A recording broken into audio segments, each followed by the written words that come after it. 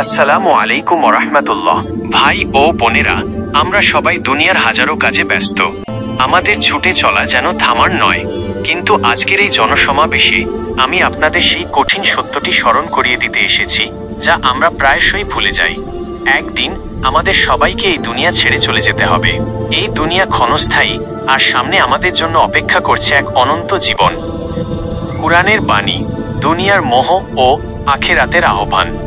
আল্লাহ তাআলা পবিত্র কুরআন এ সূরা হাদীদে বলেছেন, দুনিয়ার জীবন কেবল খেলাধুলা, সাজসজ্জা, পারস্পরিক অহংকার এবং ধন সম্পদ ও সন্তান সন্ততিতে প্রাচুর্য লাভের প্রতিযোগিতা মাত্র।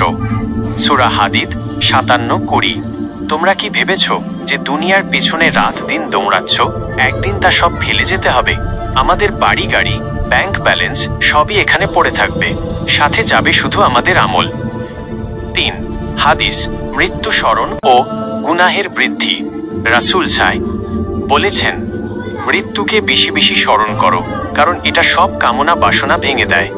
অর্থাৎ যখন মানুষ মৃত্যুকে ভুলে যায়, তখন তার ভিতরে গুনাহ করার প্রবণতা বাড়ে, অহংকার বাড়ে, দুনিয়ার মোহ বাড়ে, আমরা বেখেয়াল হয়ে যাই। এই বেখেয়ালি জীবন আমাদের কোথায় নিয়ে? জাহান্নামের ভয়াবহতা, বেখেয়ালি জীবনের পরিণতি, নতুন সংযোজন।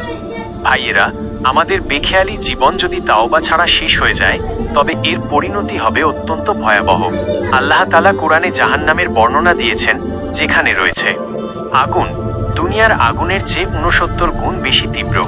এমন আগুন যা চামড়া গলিয়ে দেবে, কিন্তু নতুন চামড়া তৈরি হবে শাস্তি ভোগ করার জন্য। পানীয়, তাদের পান করতে দেওয়া হবে গলিত পুঁজ, কিসলিন অথবা ফুটন্ত গরম পানি, যা পান করার সাথে সাথে নাড়ি ভুঁড়ি ছিন্ন ভিন্ন হয়ে যাবে। বাসস্থান, তাদের বিছানা ও ওড়না হবে আগুনের। আজকে যারা নামাজকে অবহেলা করছেন, মা বাবার মনে কষ্ট দিচ্ছেন, হারাম পথে টাকা উপার্জন করছেন, আপনারা কি সেই শাস্তির জন্য প্রস্তুত? আল্লাহ তাআলা বলেছেন, হে মানুষ, তোমাকে কিসে তোমার মহামহিম রব সম্পর্কে বিভ্রান্ত করল? সূরা ইনফিতার 82-6। 5 নরম করে বোঝানো, তাওবার দরজা খোলা। কিন্তু ভয় পেও না ভাইয়েরা, আল্লাহ আমাদের প্রতি জুলুমকারী নন, তিনি আমাদের শত্রুও নন। আল্লাহ হলেন গাফুরুর রাহিম, ক্ষমাশীল, পরম দয়ালু। জাহান্নামের ভয় দেখানো হলো যাতে আমরা ফিরে আসতে পারি। তোমাদের প্রতি আল্লাহর দয়ার দরজা এখনো খোলা। তোমরা যদি আজ আন্তরিকভাবে তাওবা করো, তাহলে গতকালের সব ভুল ত্রুটি আল্লাহ মাফ করে দেবেন। হৃদয় থেকে শুধু বলো, হে আল্লাহ, আমি লজ্জিত, আমায় ক্ষমা করো, আমায় সোজা পথে রাখো এবং জাহান্নামের আগুন থেকে মুক্তি দাও। 6 শেষ উপদেশ ও আমলের আহ্বান। আসুন এখন থেকেই আমরা দুনিয়াকে নয়, বরং আখিরাতকে জীবনের উদ্দেশ্য বানাই। 1 নামাজ কায়েম করুন, নামাজ হচ্ছে মুমিনের জন্য আলো। 2 কুরআন পড়ুন, এটি আপনার জীবনের সংবিধান।